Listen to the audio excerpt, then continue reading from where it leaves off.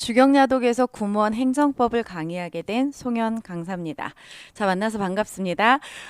구무원 행정법에 대해서 여러분한테 잠깐 소개를 하고 OT를 진행하도록 하겠습니다. 자, 구무원 행정법 같은 경우는 총론과 강론이 모두 시험 범위에 해당이 되고 있습니다. 자, 그 중에서 총론의 범위는 20문제에서 23문제가량이 출제가 되고요. 그 다음에 강론은 2문제에서 4문제가량 또 5문제가량이 출제가 되는데 보통 한 4문제가량 출제가 된다라고 보시면 됩니다. 물론 최근에는 2문제가량 출제가 되고 있습니다. 자, 18년도, 17년도 18년도, 19년도, 20년도 기출문제를 우리가 분석하면서 어느 파트에 좀 더 치중을 해야 되는지 우리가 살펴보도록 하겠습니다.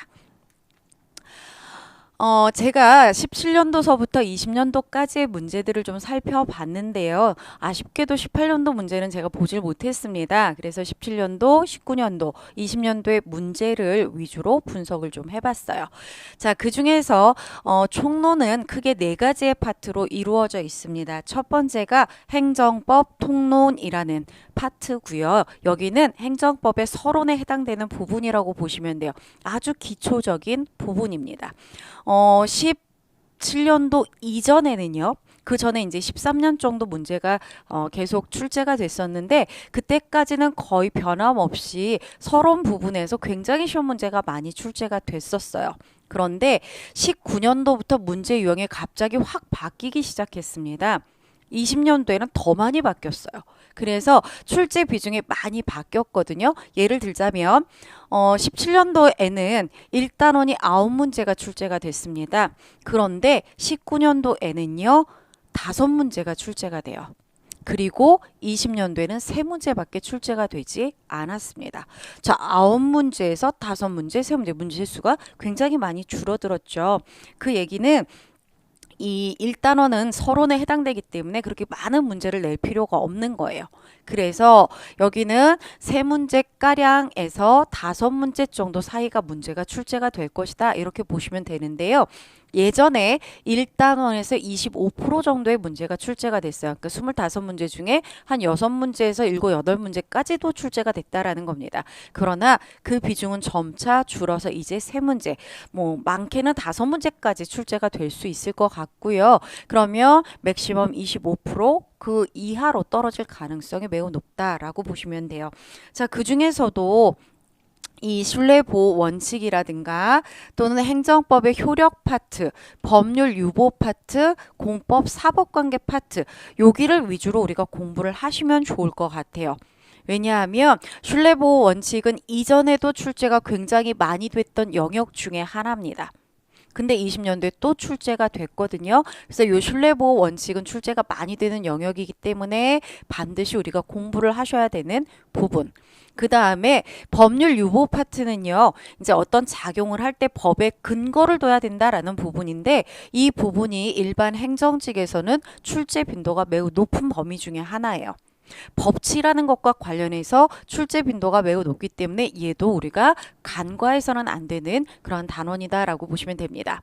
그 다음에 행정법의 효력 파트에서 행정법의 효력에 대해서 특히 시간적 효력과 관련되는 내용들이 시험 문제로 많이 출제가 되는데요.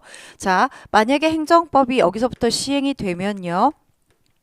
행정법의 효력은 이렇게 시행일부터 장래를 향해서 효력을 미치거든요. 그런데 어느 시점 과거로 되돌아가서 효력을 미칠 때가 있어요.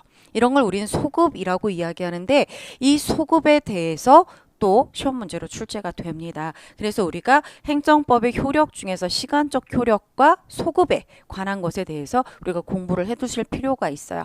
그 다음에 공법과 사법 관계를 제가 표시한 이유는요. 여기는 문제 유형이 아주 다양화될 가능성이 높아요. 왜냐하면 단답형의 문제로 나올 수도 있고 문제를 길게 늘려서 낼 수도 있고 박스형의 문제로 낼 수도 있고 뭐 공법 관계는 몇 개인가 개수를 묻는 문제로도 낼 수 있고 굉장히 문제 유형의 다양한 파트 중에 하나가 이 공법과 사법 관계예요. 그러다 보니까 이 4가지 파트를 여러분한테 지금 이야기를 하고 있는 겁니다. 물론 계속 19년, 20년도에 출제가 됐던 통챙이 파트도 나쁘진 않아요. 근데 여기는 한 번 들으면 우리가 기억하기가 너무 쉬워요. 그래서 여기는 집중적으로 공부를 안 하셔도 되고 요 부분들에 대해서는 꼭 집중적으로 공부를 해야 되기 때문에 여러분한테 찝어서 말씀을 드리고 있는 거예요. 두 번째로 자, 사인의 공법행위라는 파트가 있는데 이 파트는요 사실은 1단원의 끝부분입니다. 일행직에서는 이게 시험 문제로 굉장히 많이 출제가 되거든요. 그런데 우리 군무원 시험에서는 출제가 잘 안 돼요. 그러다 보니까 별로 여러분들이 비중성 없게 생각하실 수도 있는데 사실은 사인의 공법행위가 아주 중요하다라고 보시면 되겠습니다. 나중에 신고라는 이름으로 문제가 출제가 될 거예요. 그 다음에 행정작용법이 바로 2단원인데 이 단원이 아주 중요합니다. 왜냐하면 일단 문제의 출제 비중을 보면 8문제, 7문제, 6문제예요. 그쵸? 그런데 일반 여러분들이 행정법 총론책을 보시면요. 여기에 뭐가 들어가냐면 행정절차법하고 정보공개법, 개인정보보호법이 들어가거든요. 그것까지 다 집어넣게 되면요. 거의 10문제 이상 출제가 되는 데가 바로 이 파트예요. 그럼 선생님 왜 뺐어요? 저는요. 그걸 4편, 구제편으로 집어넣습니다. 그러다 보니까 이 편보다 저는 4편의 문제 출제 비중이 더 높아요. 근데 일반적인 행정법 책은 2편의 비중이 가장 높다라고 이야기하고요. 주로 33% 정도 출제가 된다라고 이야기합니다. 근데 저도 그렇게 생각을 해요. 11문제가량 출제가 된다. 6문제에서 11문제가량. 그러니까 25%에서 30%를 웃도는 그만큼의 출제 비중이 아주 높은 영역 중에 하나다라고 보시면 돼요. 여기도 꾸준하게 출제가 되는 건 행정지도라는 파트는 꾸준하게 출제가 되고 있고요. 또 행정입법이라든가 골고루 출제가 됩니다. 그러다 보니까 여기는 사실상 분량도 많은데 출제도 많이 되고 있기 때문에 우리가 집중적으로 공부를 해야 되는 부분이에요. 그 다음에 세 번째 파트가 실효성 확보 수단 파트라 그래서 행정행위 중에서 의무를 부과하는 행정행위를 했을 때 그 의무 부과에 대해서 이행하지 않거나 위반을 하면 이제 실효성을 확보해야 되거든요. 그 수단들인데요. 얘가 17년도에는 3문제가 나왔었거든요. 근데 19년도, 20년도에는 2문제밖에 출제가 안 돼요. 굉장히 비중성이 떨어집니다. 그러니까 실제로 일행직 시험에서도 3문제가량이 출제가 되는데 여기는 25문제 중에 2문제 10%도 안 되게 아주 조금 출제가 되고 있어요. 그래도 여기도 공부할 게 좀 많은 편에 들어가죠. 그래도 한번 들으면 또 알 수 있는 영역이니까 너무 걱정 안 하셔도 되고요. 4편이 중요해요. 자, 저는 6개 파트로 나누고 있는데 사실 이 부분은 우리가 2편에다 집어넣어도 됩니다. 주로 보면 5문제가량이 지금 출제가 되고 있죠. 굉장히 많이 출제가 됩니다. 우리가 봐야 되는 법이 7개인데 그 중에서 3개가 지금 출제를 5문제가량 그러니까 20% 정도를 지금 차지하고 있는 게 바로 이 행정절차고 정보공개, 개인정보 보호예요. 특히나 최근에 이 정보공개에 관한 것들이 굉장히 중요도가 높아지고 있습니다. 그러다 보니까 매년 이런 부분에서 출제가 많이 되고 있는 걸 볼 수가 있어요. 그래서 앞으로도 행정절차법이나 정보공개법, 개인정보 보호와 관련해서는 이 정도 문제가 출제가 될 것으로 예상이 되고요. 그 이후에 국가배상이라든가 손실보상, 행정심판, 행정소송 같은 것들이 4편의 구제법과 관련되는 내용인데요. 손실보상 파트는 시험 문제로 출제가 잘 안 돼요. 그래서 저거 빼고 나머지 부분에서 4문제에서 6문제가량 출제가 된다라고 보시면 되는데요. 최근에 20년도에는 좀 특이한 문제들이 있었어요. 이렇게 심판과 소송과 또 헌법재판소의 결정례를 섞어서 내놓은 판결에 대한 설명문, 판결에 대해서 옳지 않은 것 고르는 이런 종합 문제가 좀 많이 출제가 됐는데요. 아마도 얘는 3문제까지는 안 나올 가능성이 높습니다. 한 문제에서 한 3문제, 한 문제에서 2문제가량 종합 문제는 출제가 될 것으로 예상이 되고요. 그래도 이거는 판례 위주로 나오는 것이기 때문에 판례 공부를 우리가 안 하면 안 되는 그러한 영역이라고 보시면 됩니다. 강론 부분은요, 조직법과 특별행정법, 개별행정법으로 우리가 나누고 있는데요. 전에는 주로 조직법하고 지방자치법, 그 다음에 개별행정법 중에서 공무원의 징계, 뭐 이런 것들이 출제가 됐는데요. 최근에는 이런 식으로 바뀌어 있어요. 그래서 강론의 비중이 좀 떨어져 있고요. 또 하나, 과거에는 나오던 부분이 요새는 또 안 나오고 있어요. 그러다 보니까 아무래도 강론의 비중은 좀 떨어지는 쪽에 들어간다라고 보시면 되는데요. 그렇다고 아예 안 낼 수는 없어요. 그래서 두 문제에서 네 문제가량. 최근에 병역법이 출제가 좀 자주 되는 편에 들어갑니다. 물론 군무원이기 때문에 병역법이 나오는데 그렇다고 자주 나오진 않아요. 왜냐하면 병역법은 따로 공부를 하지 않는 이상 남자친구들한테 좀 더 유리하거든요. 그러다 보니까 병역법은 자주 나오는 건 아니지만 그래도 어쩌다 한 번씩은 출제가 되고 있다라고 보시면 되고요. 이 강론 부분 같은 경우는 아무래도 우리가 시간을 할애해서 많이 살펴보기는 하겠지만 그래도 출제 비중은 그닥 높지 않다. 이렇게 기억을 해두시면 됩니다. 그래서 결론적으로 우리가 이제 기출문제를 분석해 봤을 때 총론의 2편과 4편을 위주로 공부를 해주시면 좋을 것 같다라고 예상을 할 수가 있고요. 앞으로 나올 군무원은 이렇게 문제가 출제가 되지 않을까 예상을 하고 있습니다. 자, 예를 들자면 첫 번째로 각 단원별의 출제 경향이라고 돼 있는데 1단원은 17년도 이전까지는 굉장히 비중성이 높았지만 25% 정도를 차지했었지만 즉 6문제가량 차지했지만 이제는 점점 출제 비중이 감소될 추세다. 그래서 결국 3문제에서 4문제가량이 출제가 될 것이다. 이렇게 예상을 하고요. 두 번째로 자 법조문의 출제 비중이 좀 높은 편에 들어갑니다. 행정절차법 2문제, 정보공개법, 개인정보보호법 합쳐서 3문제. 그다음에 행정심판법 뭐 이렇게 출제가 되고 있는데 아무래도 4번 문제처럼 문제가 이제 오픈이 되면서 변별력 확보에 굉장히 치중을 하게 될 거예요. 변별력을 확보하기 위해서는요. 법조문과 그다음 판례의 비중을 높일 수밖에 없습니다. 예를 들자면 소방공무원 같은 경우는 이론이 10%, 그다음에 법조문이 40%, 판례가 50%가 출제가 돼요. 근데 일반 행정직 같은 경우는요. 판례가 80%예요. 법조문이 15% 정도, 그 다음에 이론이 5% 정도 그렇게 출제가 됩니다. 아마도 군무원은 행정직을 따라갈 것 같아요. 그래서 점차 변별력 확보를 위해서 판례의 비중 높아지고 법조문도 지금의 비중을 유지할 것이다 라는 생각이 듭니다. 한동안은 그렇게 유지를 하겠죠. 그래서 판례 비중은 점차 높여갈 것이고 법조문도 지금 상태 유지하다가 조금 다운을 시킬 것이고 또 법조문도 좀 다양화시킬 가능성이 있어요. 그래서 이렇게 법조문의 출제 비중 높고 판례 비중 높아질 것으로 예상되는 이런 식으로 문제가 출제가 될 것이다 라고 보시면 됩니다. 그 다음에 강론의 출제 단원은 일정치가 않기 때문에 우리가 어느 파트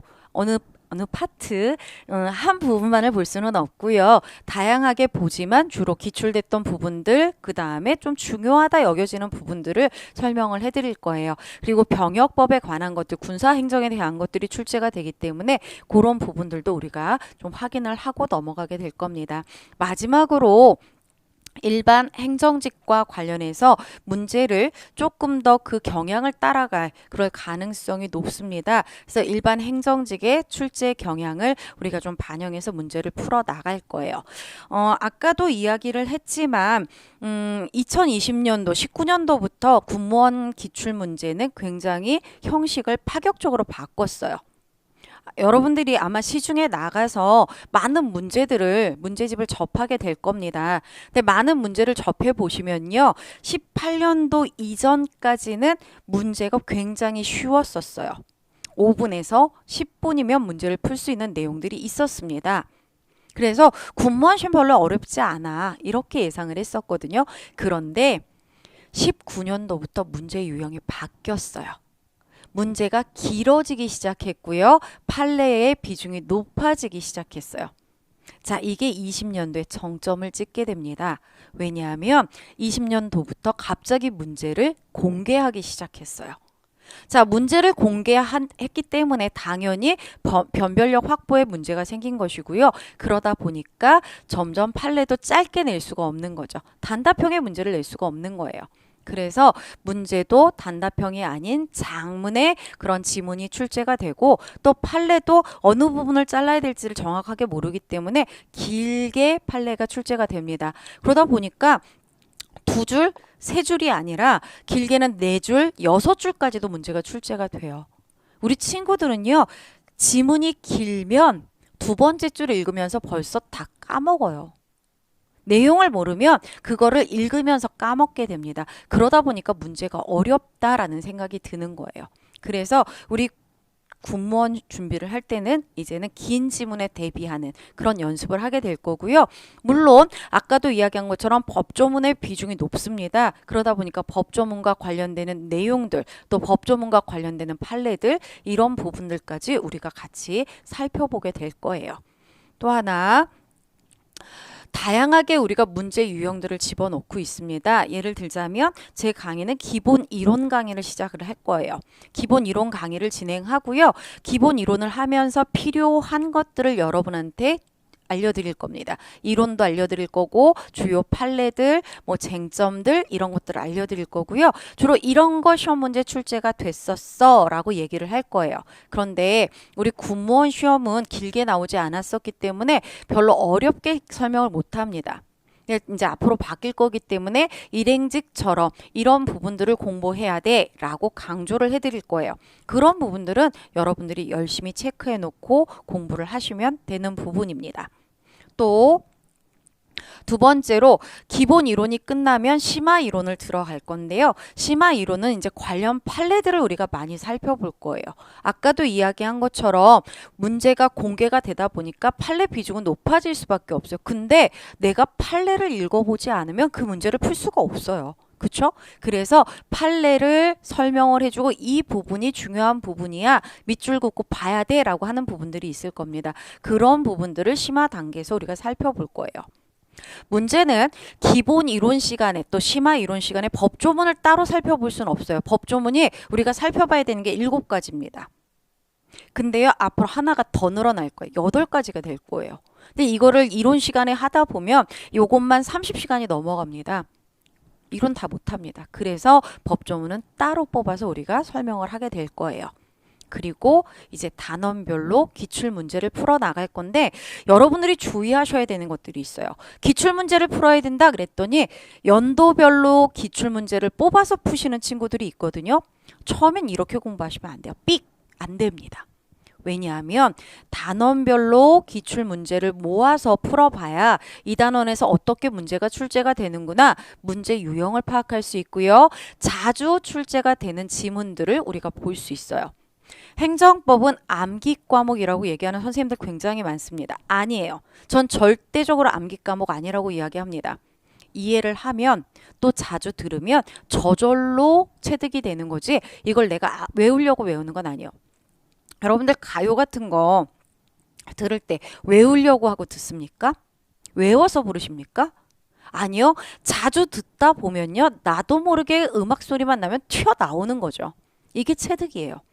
행정법은 이렇게 하는 겁니다. 그래서 단원별 기출문제를 풀면서 자주 보던 것들을 내 것으로 만들어서 내가 따로 공부하지 않아도 저절로 공부할 수 있게끔 그렇게 준비를 할 거예요. 그리고 나서 그 단원이 끝나면 단원별 기출문제가 끝나고 나면 단원별 모의고사 형식을 볼 거고 그 다음에 실전 동영으로 들어갈 거고 그래서 내가 진짜 시험을 보는 것처럼 할 거예요. 자, 여러분들이 아마 기존에 보셨을 겁니다. 군무원 합격선을 보셨을 거예요. 일반적으로 육군의 행정 같은 경우는 뭐 국방부 행정 같은 경우는 84점 정도가 이제 커트라인으로 책정이 됩니다. 그리고 보통은 82점 정도가 책정이 되는데 82점이면 20문제가 넘어야 돼요. 21문제, 22문제 이렇게 맞춰야 됩니다.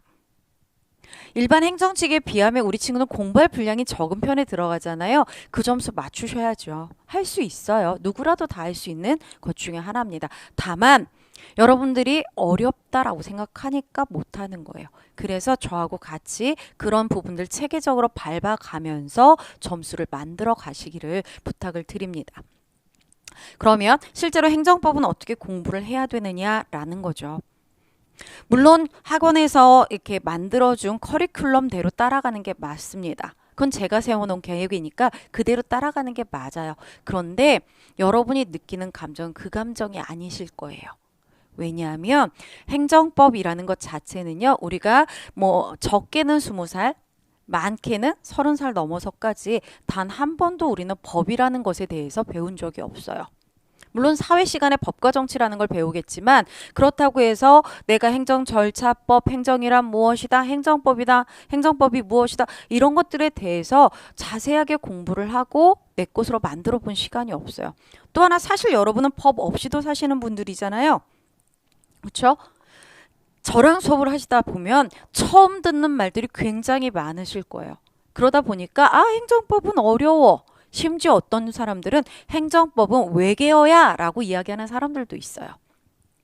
그러나 그 외계어가 한국말이 될 때, 나의 언어가 될 때 여러분의 행정법 점수는 높아질 겁니다. 그러기 위해서 제가 있는 거잖아요. 저만 믿고 따라오시면 됩니다. 아셨죠? 행정법 처음에 굉장히 어렵습니다. 자, 어려운데 버티셔야 돼요. 한 번, 두 번, 세 번 연속해서 이론을 들어주시면 좋을 것 같아요. 세 번까지 들었다고 완성되는 거 아니에요.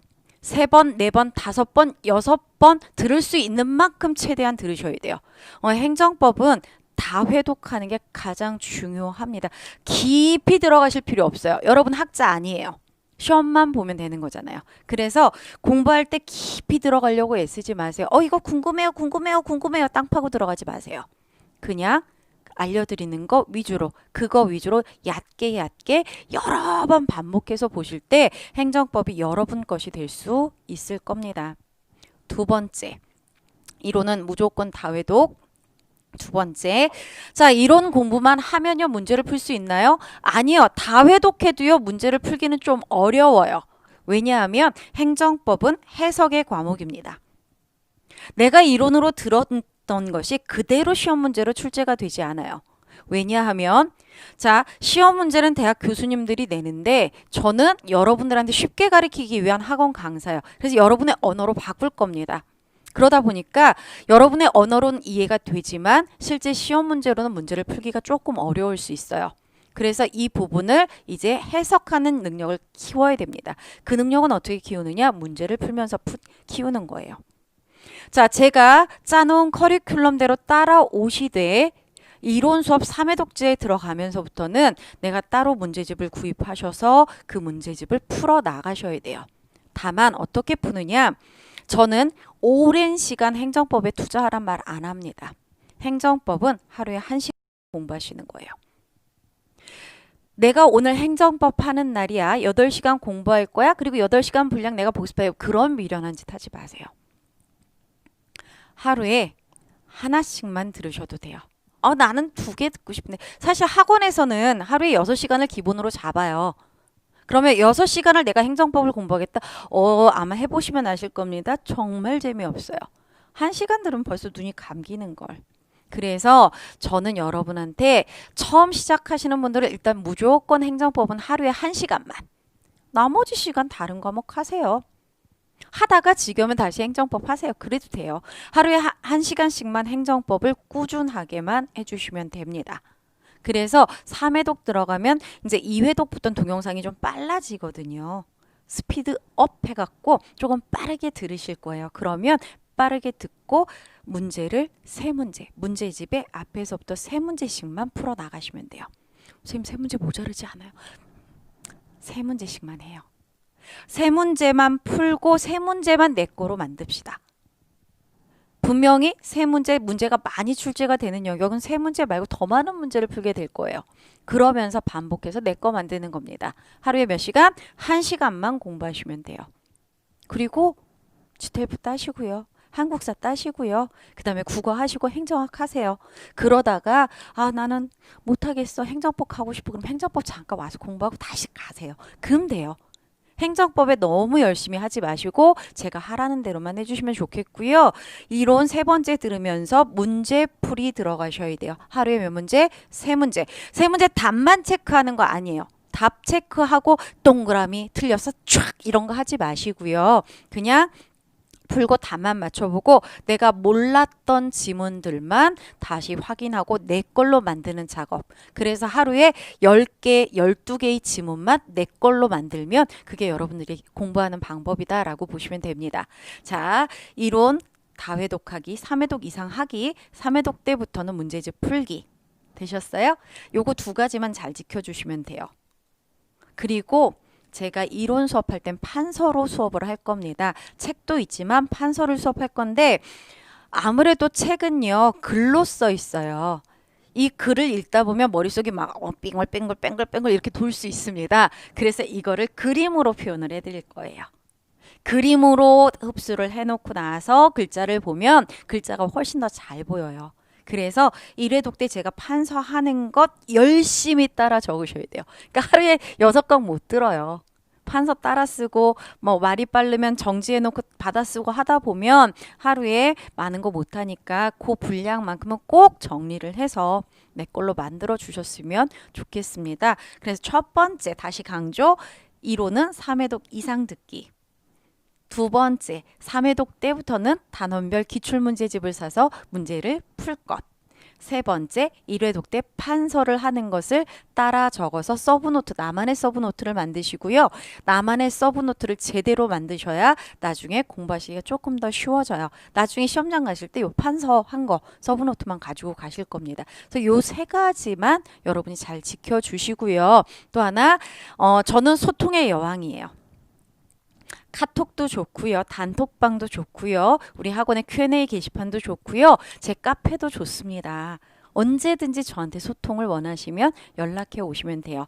물론 이제 보냈는데 답을 안 할 때는 수업을 하고 있다거나 내지는 잠잘 때요. 근데 잠은 거의 12시 넘어서 자기 때문에 밤 12시부터 6시까지만 아마 톡을 안 볼 겁니다. 그 이후엔 다 볼 거예요. 제 기상 시간은 6시거든요. 그러니까 6시 이후로는 볼 거예요. 다만 이제 나갈 준비하고 뭐 하고 하느라 답변을 못 달 수는 있어요. 그러나 카톡 같은 경우는 거의 답변을 달거든요. 그러니까 질문거리가 있으면 그쪽으로 연락을 주시면 좋을 것 같고요.